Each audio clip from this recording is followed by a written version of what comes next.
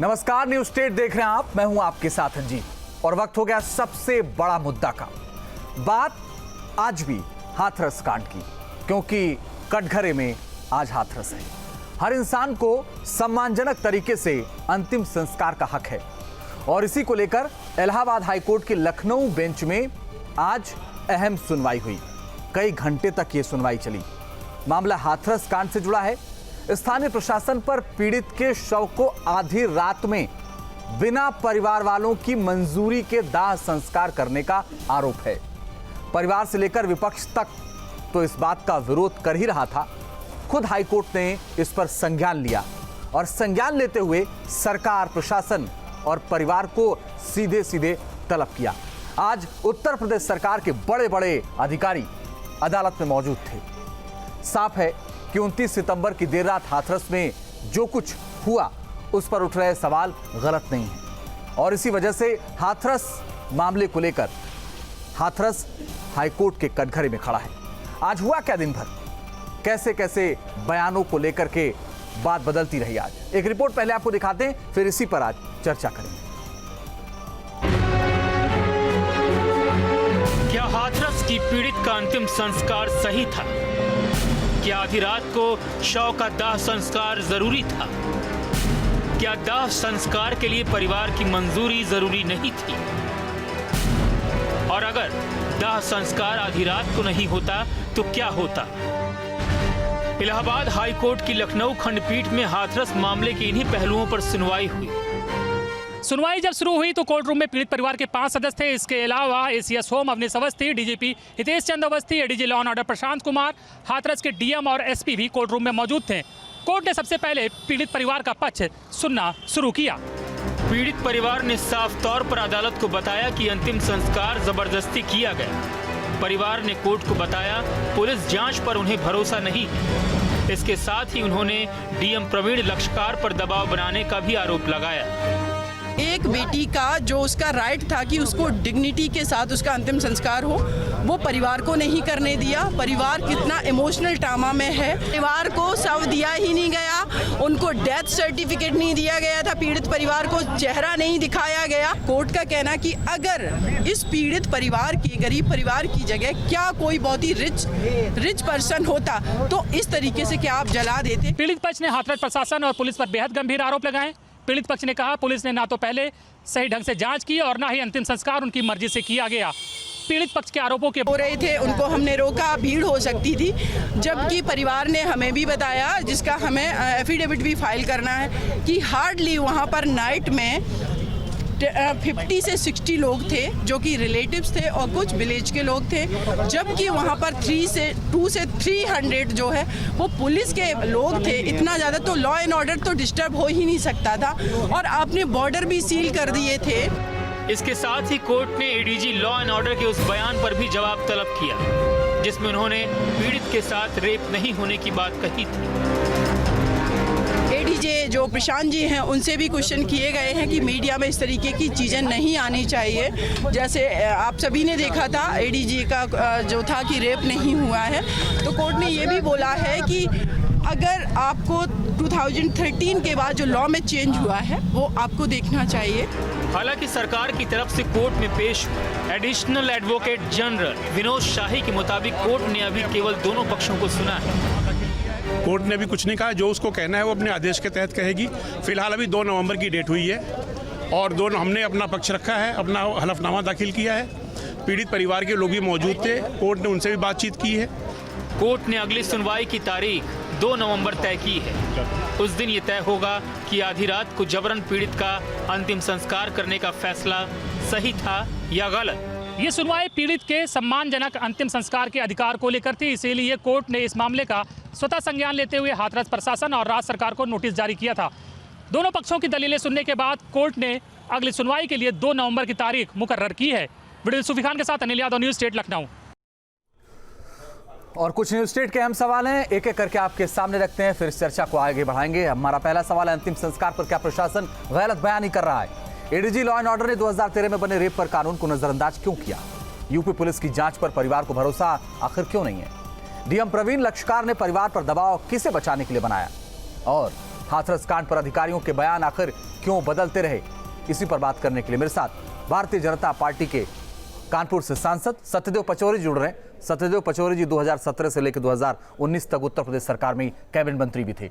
Samajwadi party की प्रवक्ता निधि यादव मेरे साथ जुड़ रही हैं, कांग्रेस प्रवक्ता प्रियंका गुप्ता मेरे साथ जुड़ रही हैं और यूपी के पूर्व डीजी सूर्य कुमार शुक्ला साहब भी हमारे साथ जुड़ रहे हैं। आप सभी का बहुत बहुत स्वागत है। मेरे सहयोगी निखिल भी जुड़ रहे हैं। सत्यदेव पचौरी साहब, पहला सवाल आपसे करना चाहता हूं, एक सांसद के तौर पर आपको नहीं लगता कि प्रशासन के लोगों ने गलत किया? अंतिम संस्कार का हक इस देश में सबको है और वो प्रशासन ने नहीं दिया।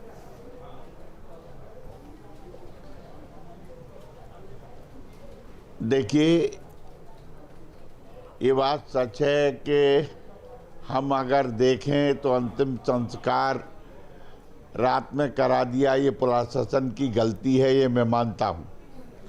लेकिन किन परिस्थितियों में कराया गया, क्या दबाव था, क्या जनता का इतना बड़ी भीड़ की उनको आशंका थी कि दंगा हो जाता, इसीलिए सुरक्षा की दृष्टि से कराया गया। इन परिस्थितियों में न्यायालय में मामला है, वो अपने आप विचार करेगा।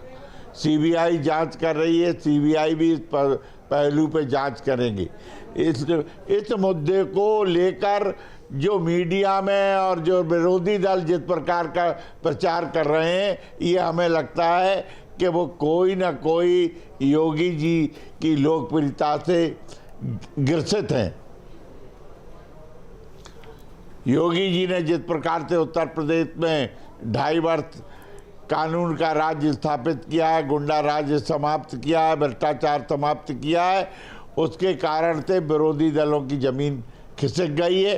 तो गलत मुद्दों को भी विरोधी दल काम में जानबूझ के कर रहा है। मुझे विश्वास है कि जब सीबीआई जांच होगी तो तथ्य और कुछ होगी, जो मुझे जानकारी है और लोगों को भी जानकारी होगी, लेकिन वो आज नहीं बताएंगे कि कहीं ना कहीं इसमें जो तथ्य उजागर होंगे तो सब लोग भौचक हो जाएंगे कि इसमें और जो सम्मिलितता मिलेगी उससे अपने आप इस केस की क्लियरिटी हो जाएगी। मुझे लगता है सत्यदेव पचौरी जी, आपको इतनी ज्यादा जानकारी है हाथरस केस के बारे में, तथ्य की, कि सीबीआई से जांच ही नहीं कराना चाहिए था, जांच की जिम्मेदारी आपको सौंप देनी चाहिए थी।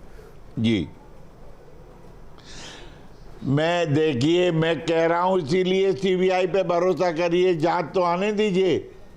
आप देखेंगे कि क्या चीज, आप ना हो तो लोकल आप पहुंच जाइए, पता करिए।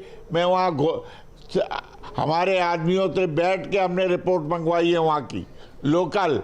अलीगढ़ हमसे बहुत दूर नहीं है, और हम जब दिल्ली में रहते हैं, अलीगढ़ वाले हमें रोज आते हैं 10-5 लोग जो बता रहे हैं जो घटना है। घटना की जब सत्यता पे जाएंगे, जो आज मैं इसलिए नहीं कह रहा हूँ कि क्योंकि जांच सीबीआई को दे दी है, मामला हाई कोर्ट में है, इसलिए फैसला वो करें, लेकिन कहीं ना कहीं तमाम लोगों की भूमिका इसमें संदिग्ध निकलेगी। मैं तो इसीलिए कह रहा हूं ना कि एक और आखिरी सवाल आपसे कर ले, तो मैं बाकी लोगों के पास जाऊंगा। मैं तो ये कह रहा हूं ना कि अगर आपको इतनी तथ्य की जानकारी है, टेस्ट होना चाहिए। मैं आता हूं सूर्य कुमार शुक्ला साहब, मैं कह रहा हूं अगर इतनी तथ्य की आपको जानकारी है, जाहिर तौर पर सरकार को भी जानकारी होगी, एसआईटी जांच करी थी, फिर नहीं कराते ना सीबीआई जांच, खत्म करते। आपके पास जो तथ्य वही बता देते, क्या दिक्कत है? और आपके पास जो है, मैं चाहता हूं आप बता दीजिए दर्शकों को, दिक्कत क्या है? नहीं, देखिए, सीबीआई जांच इसलिए कि लोग चाहते हैं दूध का दूध, पानी का पानी हो जाए। ओके सर, अगर हम आज कहेंगे लोग विश्वास नहीं करेंगे। Okay sir. अगर हमारी पुलिस कहेगी तो लोग विश्वास नहीं करेंगे। एसआईटी कहेगी तो विश्वास नहीं करेंगे। Okay sir. क्योंकि उन लोगों को तो उत्तर प्रदेश पुलिस पर विश्वास नहीं है। इस देश में जिस पर आप भरोसा करने की बात कर रहे हैं, उस पर मुझे भरोसा है, उस पर मुझे भरोसा है सीबीआई पर, लेकिन इस देश की माननीय अदालत ने उसी सीबीआई को बंद पिंजरे का तोता भी कहा था। सत्यदेव पचौरी साहब, ये आपको नहीं भूलना चाहिए, आप तो वरिष्ठ आदमी हैं। प्रियंका गुप्ता जी, मैं आपके पास आना चाहता हूं, उसके बाद सूर्य कुमार शुक्ला जी आपके पास आऊंगा। मुझे बताइए प्रियंका गुप्ता जी, कह रहे हैं कि विरोधी दल ग्रसित हैं, जो 2.5 साल में काम योगी जी ने किया है। आप लोग तो फालतू ये झगड़ा बवाल प्रदर्शन कर रहे हैं, वहां तक जाने की कोशिश कर रहे थे राहुल गांधी, सब तो ठीक है वहां। देखिए, मैं सबसे पहले तो ये कहना चाहूंगी, जो कार्य सरकार को, जो प्रदेश की बीजेपी सरकार है, उसको करना चाहिए था और प्रशासन को करना चाहिए था। आज उनकी नाकामी की वजह से इलाहाबाद हाई कोर्ट ने स्वतः संज्ञान लेकर इस केस को जो है सॉल्व करने का बीड़ा उठाया है। मैं समझती हूँ कि अब इसमें न्याय होगा। और इसके साथ में आप देखिए कि जिस तरह से कोर्ट में अभी तक इस बात की भी जो है दलील नहीं दी गई है कि वहां पे कोई पीएफआई का जो है संगठन काम कर रहा था या परिवार नक्सलवादी था या वहां पर जो है 100 करोड़ की फंडिंग हो रही थी। इस बात को आज ईडी ने भी शायद जो है कथित तौर पे ये कह दिया है कि इसकी हम पुष्टि नहीं करते हैं कि 100 करोड़ की फंडिंग हुई है या नहीं हुई है। आप ये बताइए कि जिस तरह से इस पूरे केस को एक बलात्कार का केस ना बनाकर, एक हत्या का केस ना बनाकर एक दूसरे ही मुद्दे पे घुमाया जा रहा था, तो आप देखिए कि इससे क्या साबित होता है कि सरकार सिर्फ जो अपराधी हैं, जो बलात्कारी हैं, उनको बचाना चाहती थी और जो पीड़ित परिवार है उस पर आरोप मढ़ना चाहती थी और उसको, इस केस को पूरी तरह घुमाकर उसको ऑनर क्लेम का नाम देना चाहती थी। अब जब कोर्ट ने खुद ही स्वतः संज्ञान लेकर इस केस को सॉल्व करने का बीड़ा उठाया है, तो आज इनके मुंह पर ताले लगे हुए हैं। आज इन्होंने ये नहीं कहा कि उसमें जो है दंगाई जो है आने वाले थे। आज इन्होंने ये कहा कि नहीं, ठीक है, अब दूध का दूध और पानी का पानी हो जाएगा। वैसे तो ये कह रहे थे कि नहीं, ये तो जो है केस ही नहीं है, बलात्कार का तो केस ही नहीं है। शुरुआत से लेकर अंत तक इन्होंने ये मानने की ही जरूरत नहीं समझी कि ऐसा कोई केस भी है। जबकि आप देखिए कि पूरे केस में पीड़िता का खुद का डाइंग डिक्लेरेशन है और उसकी डेड बॉडी को जिस तरह रातों रात उसको ठिकाने लगाया इन लोगों ने, वो संदेह के घेरे में शुरुआत से ही नहीं रख रहा है। पर ये उस बात को भी मानने को तैयार नहीं है। जिस तरह से आप देखिए कि आज जो डीएम है वो भी जवाब नहीं दे पाए, जो एडीजी लॉ एंड ऑर्डर है वो भी जवाब नहीं दे पाए, उनको भी कोर्ट ने फटकारा। तो आप देखिए अब स्थिति क्या आ गई है इनके सामने। अब ये इनके पास बोलने के लिए शब्द नहीं है और जिस तरह से मैं समझती हूँ कि अब वाकई में दूध का दूध और पानी का पानी हो जाएगा, केस जनता के सामने आ जाएगा, पीड़ित परिवार को न्याय भी मिलेगा। और यही सबकी डिमांड थी। विपक्ष भी यही चाहता था कि अगर पीड़ित परिवार को न्याय मिल रहा होता तो विपक्ष कभी नहीं इस तरह की मुहिम उठाता। लेकिन जिस तरह से देखिए कि आप पीड़ित परिवार को फंसाने और जो अपराधी हैं उनको बचाने की जो मुहिम चल रही थी, उसके विरुद्ध में जो है विपक्ष खड़ा था, कांग्रेस पार्टी खड़ी थी और इसके साथ मामला माननीय अदालत में। निधि यादव जी, मुझे एक बात बताइए, अब आपको भी उम्मीद जग गई है कि भाई ठीक है, अब अदालत में मामला पहुंच गया, अब तो कम से कम न्याय हो जाएगा? जी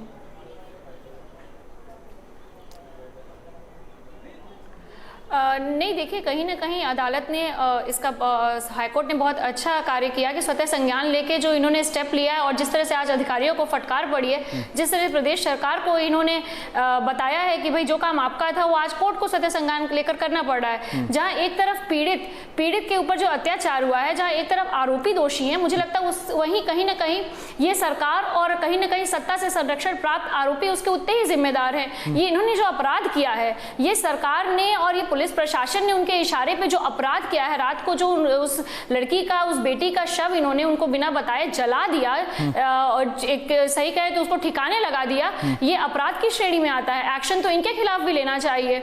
और मुझे तो नहीं लगता है कि सरकार आज पूरी तरह से बैकफुट पे है। इन्होंने ये पहली बार तो ऐसा हुआ नहीं कि सत्ता के संरक्षण में आरोपी ऐसा कर रहे हैं। इससे पूर्व में भी आपने देखा उन्नाव के इनके भारतीय जनता पार्टी के विधायक किस तरह से सत्ता ने उनको संरक्षण दिया, इतने समय तक उनका केस चला। बाद में कोर्ट से जब आया ऑर्डर तब जाके उनको इन्होंने एक्शन लेना पड़ा। और आज वही उसी विधायक की पत्नी मुख्यमंत्री के साथ अगर मंच शेयर कर रही है तो सरकार की पूरी तरह से संलिप्तता है इसमें। सरकार के संरक्षण से ही आरोपियों के पक्ष में ये खाप पंचायत हो रहे हैं। सरकार के इशारे पे ही इनके भारतीय जनता पार्टी के विधायक और सांसद उन आरोपियों से मिलने जेल जाते हैं। तो मुझे लगता है कि आज सरकार बुरी तरह से बैकफुट पे है। इनको आके माफी मांगनी चाहिए जनता से और इनको कुछ नहीं तो इनको जितने भी अधिकारी हैं सिर्फ उनको सस्पेंड करना ही नहीं, मुझे लगता है कि आज मुख्यमंत्री योगी जी को भी इस्तीफा देने की जरूरत है। इनके जितने भी मंत्री विधायक सांसद हैं जो इसमें संलिप्त हैं। निधि जी, मैं आपसे जानना चाहता हूं, जब आप लोग गायत्री प्रसाद प्रजापति को बचा रहे थे, जब आप लोग कोर्ट चले गए थे इनके खिलाफ जांच ना हो, तब आपने अखिलेश यादव का इस्तीफा क्यों नहीं मांगा था?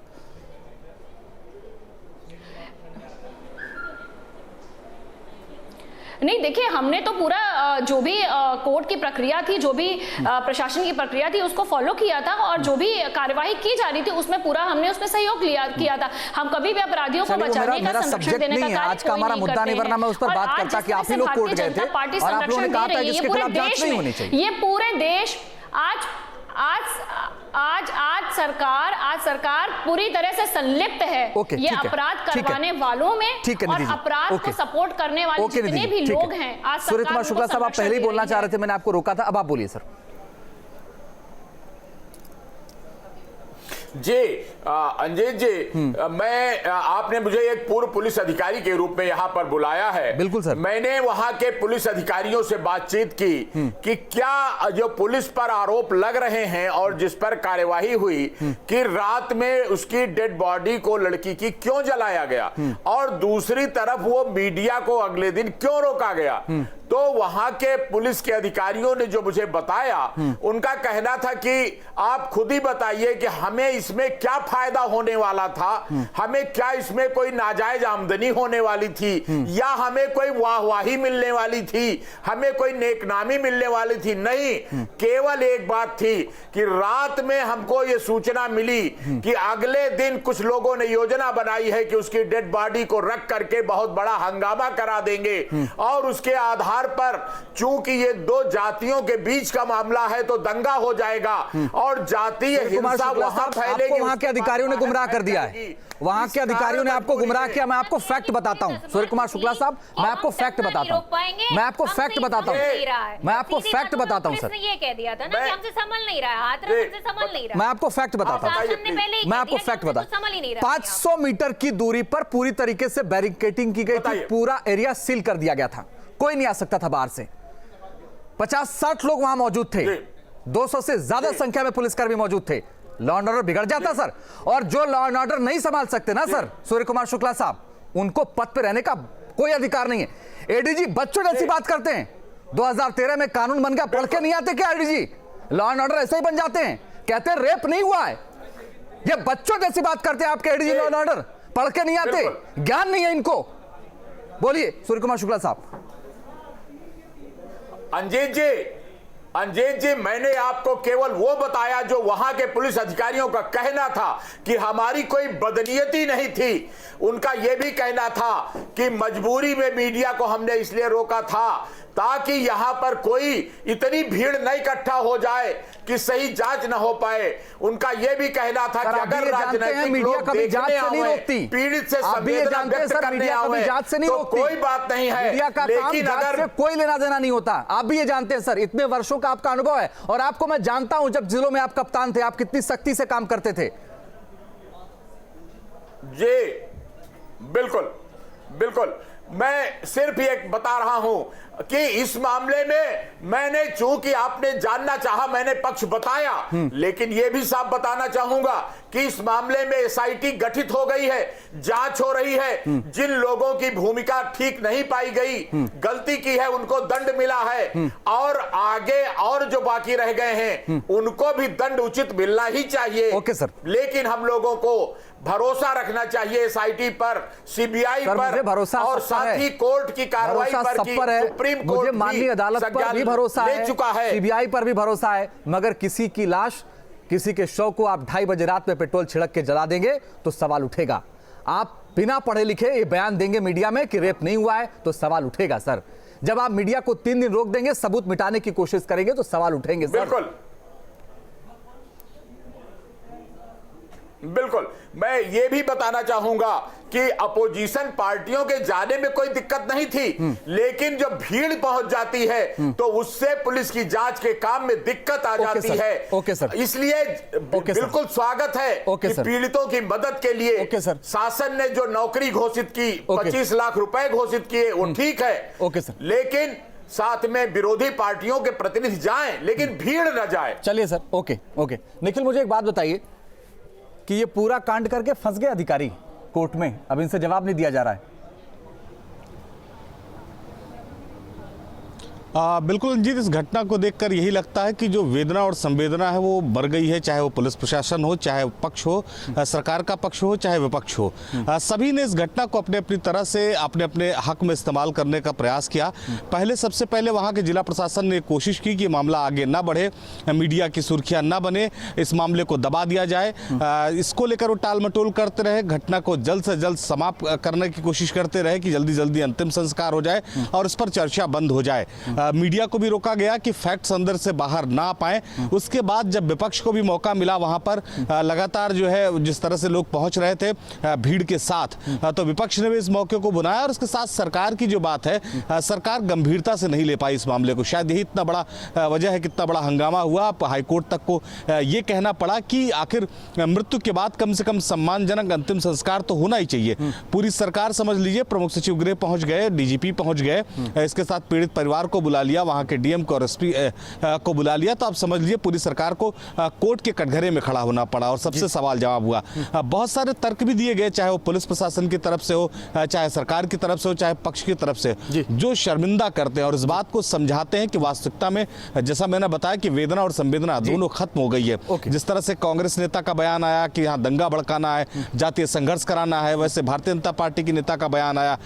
लगातार जो उत्तर प्रदेश के एडीजी लॉ एंड ऑर्डर हैं वो एक ऐसा जवाब देते हैं जिसको लेकर शर्म आती है। तो कहीं ना कहीं सबने मौका ढूंढा और उसी की वजह है शायद आज हाईकोर्ट को सबको अपने कटघरे में खड़ा करना पड़ा। हाँ जी, सत्यदेव पचौरी साहब, मैं आपकी तारीफ करना चाहता हूं कि आपने कम से कम इस बात को स्वीकार किया कि प्रशासन ने रात में 2:30 बजे शौच जला के गलत किया, ऐसा नहीं करना चाहिए था। बात की बात है, तथ्य लोग मानते नहीं सर आपकी पार्टी में, लेकिन मैं आपसे ये भी उम्मीद करता हूं, मैं आपसे उम्मीद ये भी करता हूं कि जो तथ्य की बात आप कर रहे हैं ना, वो तथ्य भी कुछ तो बताइए कि क्या है।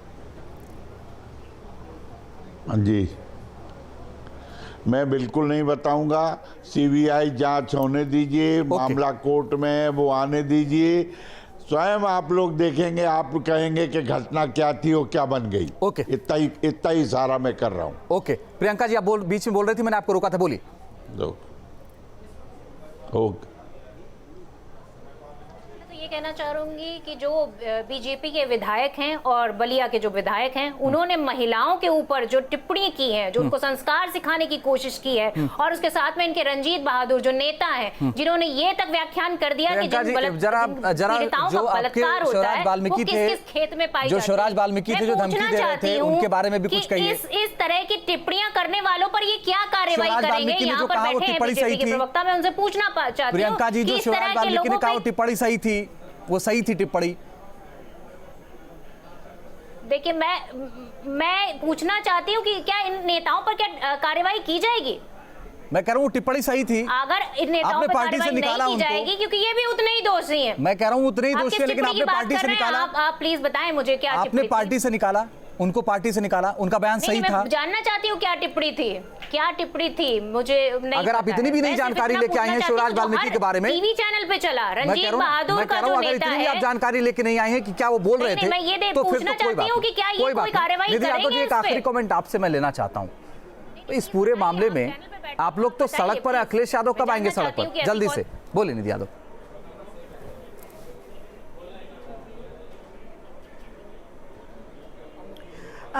पूरी पार्टी आज देखिए सड़क पे है, और मुझे लगता है जिस तरह से भारतीय जनता पार्टी कह रही है कि विरोधी दल साजिश कर रहे हैं, देखिए पूरे देश में उबाल आ गया। जब तक विरोधी दल सड़कों पे नहीं आए और इस सरकार पे इतना प्रेशर नहीं बना, जब तक जनता सड़कों पे नहीं आई, तो ये तो न्याय देते ही नहीं, न कोई कार्यवाही होती। आज मीडिया हाउस को इन्होंने इतना प्रताड़ित किया, उस जगह जाने नहीं दिया, उनके साथ तक इन्होंने मार पिटाई और किस तरह के रिएक्शन दिया है आप खुद देख रहे हैं। तो ये सरकार जिस तरह से कह रही है कि लोग नहीं आते या साजिश कर रहे हैं तो हम सीबीआई हैंडल कर लेते, ये कह रहे सीबीआई पे भरोसा है। आप और क्या कहेंगे भी, आपके पास तो कुछ बचा ही नहीं। मेरे पास इतना ही बता, सूर्यकुमार शुक्ला जी मैं माफी चाहता हूं, आपसे दूसरा सवाल नहीं ले पा रहा हूं, बहुत माफी के साथ, वक्त खत्म हो गया, किसी और दिन आपको ज्यादा वक्त दूंगा। बहुत बहुत शुक्रिया आप सबका हमारे साथ जुड़ने के लिए, चर्चा में शामिल होने के लिए।